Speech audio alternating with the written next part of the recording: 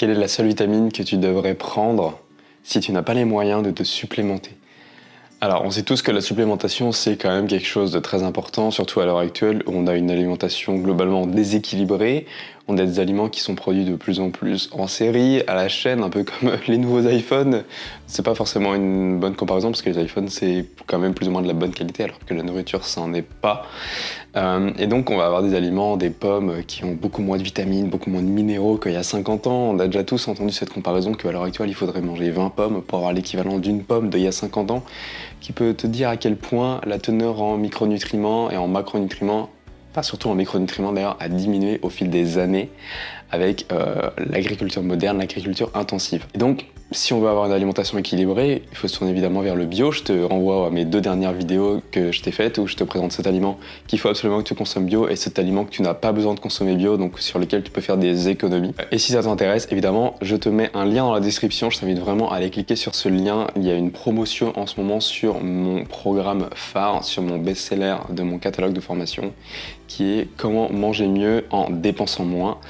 C'est une formation dans laquelle tu vas apprendre à mieux t'alimenter tout en économisant de l'argent, donc ça fait sens suite aux 2 vidéos que je t'ai sorties récemment et à cette vidéo-là. Donc je te laisse aller voir ça, la promotion se termine mardi prochain. Donc se supplémenter, si tu as déjà été voir un naturopathe, il a peut-être été honnête avec toi et t'a dit attention, la supplémentation c'est quand même assez cher. Et effectivement, si tu regardes les prix des compléments alimentaires, c'est super cher. Alors là, je vais faire une vidéo très courte. Cette vidéo elle va être très courte, mais je veux qu'elle soit impactante et on rentrera dans les détails plus tard.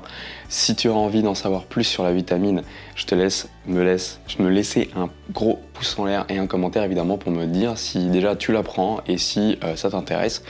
Je veux pas traîner plus longtemps le suspense, je sais que tu as envie qu'on aille au bout et j'ai pas envie de te faire traîner sur cette vidéo non plus. Cette vitamine, c'est la vitamine D. Alors, je vis en Belgique pour la simple et bonne raison qu'il n'y a pas beaucoup de soleil, je me supplémente de base en vitamine D. Mais il faut savoir que la supplémentation en vitamine D, c'est pas quelque chose qu'on fait bien, notamment en France, même en Belgique, où finalement les médecins vont nous prescrire une grosse ampoule de 250 000 unités une fois par an, ce qui surcharge à un instant T notre dose en vitamine D, mais qui après ne l'étale pas sur toute une année. C'est-à-dire qu'en une dose, on serait censé avoir suffisamment de vitamine D en complémentation pour toute une année, ce qui sous-entend que notre foie fonctionne bien, qu'il peut stocker toute la vitamine D, que notre taux d'absorption il est bon. C'est pas suffisant. Pour moi, il faut prendre de la vitamine D tous les jours.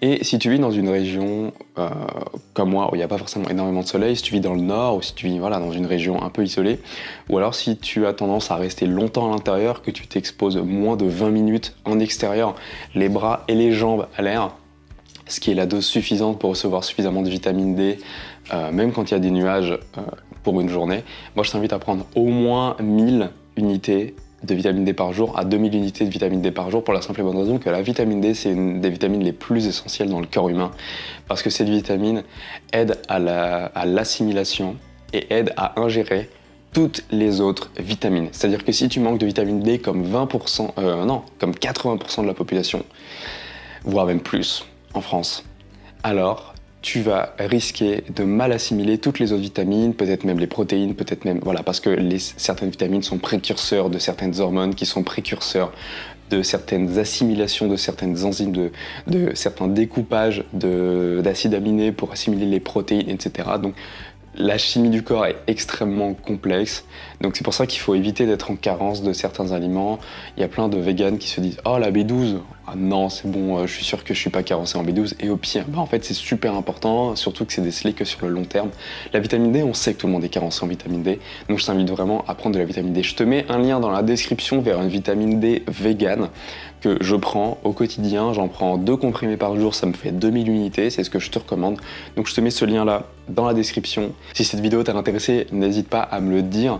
Et si tu veux en apprendre plus sur ton alimentation et sur ta santé également, des petites astuces au quotidien comme ça pour renforcer ton immunité, avoir plus d'énergie, pour te sentir mieux, pour dire au revoir à la fatigue, au revoir à la malbouffe, mais pas la frustration, pas bonjour la frustration, au revoir la frustration aussi, et bah tu es sur la bonne chaîne et je te laisse cliquer sur le rectangle rouge en dessous de cette vidéo pour me suivre dans cette aventure. On se dit à la prochaine, jeune pouce, prends soin de toi, prends soin de ton alimentation, c'était Alex, ciao.